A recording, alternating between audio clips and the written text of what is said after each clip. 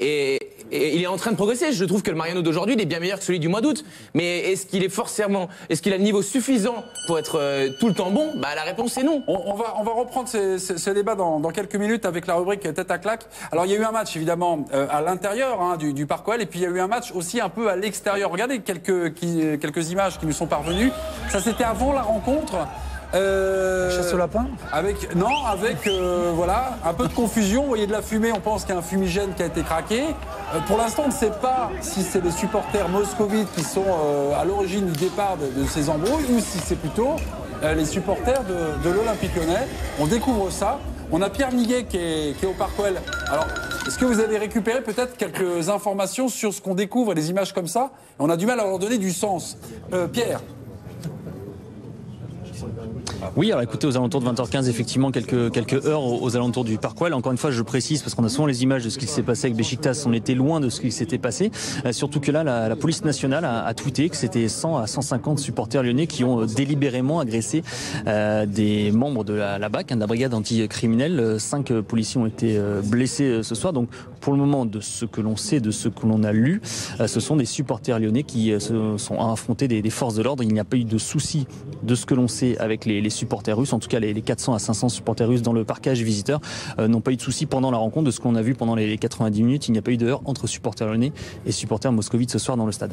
Merci beaucoup, Pierre. Oui, vous voulez une... Non, mais je trouve que c'est quand même hallucinant. Il ne se passe plus une semaine sans que l'on ne soit pas confronté à ce type d'image-là. Et pas qu'en France. Oui, mais surtout en France. Non, mais beaucoup, en France. Beaucoup en France. Mais il y a eu également des incidents différents, mais qui impliquent des supporters. C'était le cas à West Ham, c'était le cas à Hambourg, etc. Toutes les semaines, il y a des problèmes. Alors, c'est vrai que nous, on a une loupe sur ce qui se passe chez nous, parce que voilà, c'est l'actualité que l'on traite, mais c'est quand même extrêmement inquiétant. Alors, les revendications des supporters qui veulent davantage se déplacer, que effectivement ils soient moins fliqués, on peut les comprendre, mais le problème c'est que chaque semaine, c'est un désaveu pour eux. Et pour ceux qui essayent, moi j'essaye souvent de les défendre, de se dire, moi j'aime bien les ultras, que les Marseillais puissent aller à Paris, etc.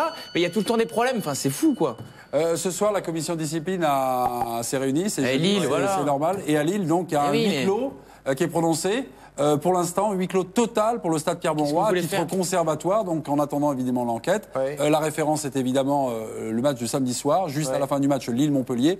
Des supporters sont arrivés sur le terrain, ils étaient à peu près plus d'une centaine et ont agressé notamment des joueurs. Oui, Eric Bilderman. Non, moi ce qui me gêne toujours dans ces décisions, et on peut les comprendre, elles relèvent d'une forme quelque part d'un défi sanitaire de protection, mais en même temps, en Angleterre, face à ce type de comportement, on a toujours agi de manière individuelle.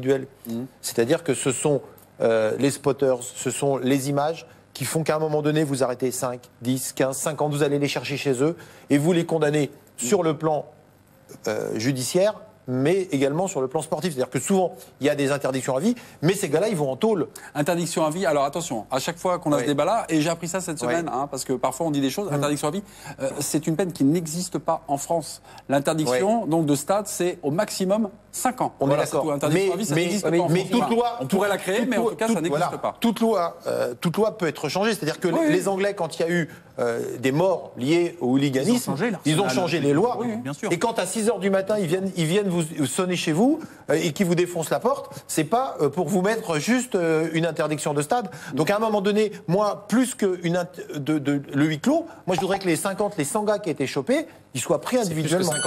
On revient au match. C'est eux qui soient à huis clos, oui. C'est eux qui vont sortir du stade. C'est ça. On revient au match avec la case tête à claque. J'ai deux actions à vous montrer.